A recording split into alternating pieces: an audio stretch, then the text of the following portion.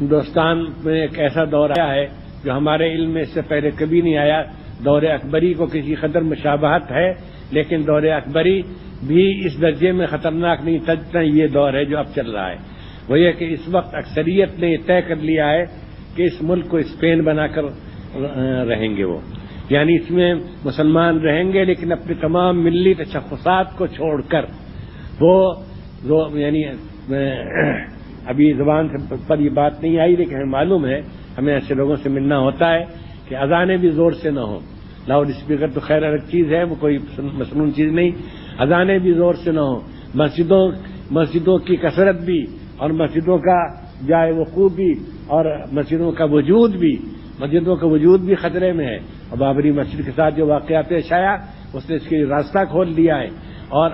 اور وہ ہندو صاف ہندو اخبار نویس اور کالم نگار اور ان کے ذرا سوچنے سمجھنے والے انگریزی اخباروں میں جو مضامین نکل رہے ہیں اور ہندی اخباروں میں، ان میں صاف یہ ہے کہ یہاں مسلمانوں کو بالکل ہندو بن کر رہنا ہوگا، ہندوستانی بن کر رہنا ہوگا. یہاں مسلمان بن کر رہنے کی گنجائش اب نہیں ہوگی.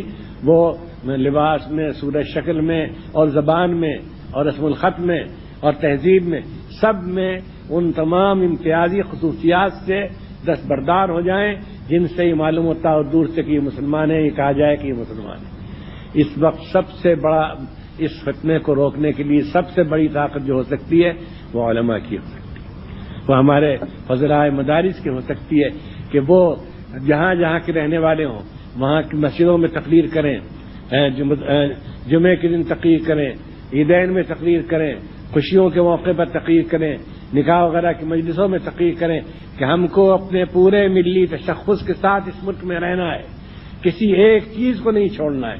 ہم اس کے لیے بھی تیار نہیں کہ ہمارا پیچا ٹخنے سے نیچے ہو. ہم اس کے لیے تیار نہیں کہ ہم اپنی داڑھی کو ایسا کر لیں کہ وہ سمجھا جائے کہ بس میں اتفاقاً کچھ بال اگائے ہیں. نہیں، کچھ نہیں.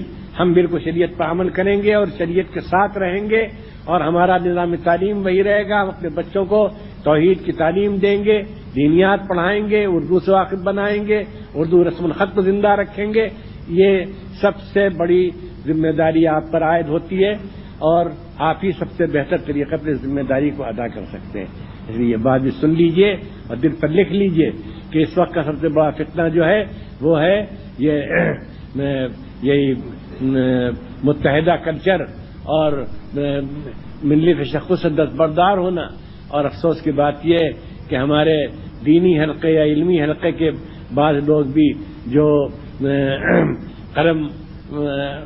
قلم کا استعمال جانتے ہیں اور زبان سے بھی علمی زبان بات کر سکتے ہیں، وہ بھی اس کی دعوت دینے لگے ہیں کہ مسلمانوں کو کسی بات پہ اصرار نہیں کرنا چاہیے.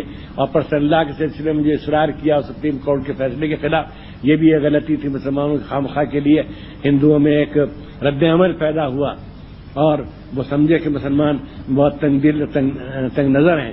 نہیں، صاف کہتے ہیں ہم یہاں اپنی پوری خصوصیات کے ساتھ رہیں گے اور اس کے ساتھ ہم امید رکھتے ہیں کہ اللہ تعالی ہم کو اس ملک کی قیادت نصیب فرمائے گا.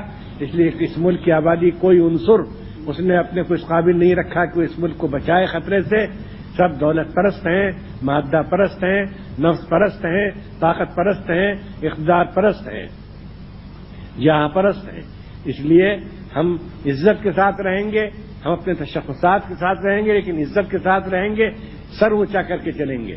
ہماری نگاہیں شرم سے جھکی ہوئی نہیں ہوں گی بلکہ ہماری نگاہیں بلند ہوں گی اور ہم سمجھیں گے کہ ہم جو کچھ کر رہے ہیں وہ صحیح ہے اور ہندوستان کا دستور اس کی اجازت دیتا ہے اور ہندوستان اسی حالت میں رہ سکتا ہے یہاں صحیح سلامت اور مامون و محفوظ اور خوشحال کہ جب اس میں ایک دوسرے کو اس کی آزادی دی جائے کہ وہ اپنے مذہب پر عمل کرے، مذہبی شاعر کا مظاہرہ کر سکے اور ان کو قائم رکھے اور اپنے ملی تشخص کو برقرار رکھے.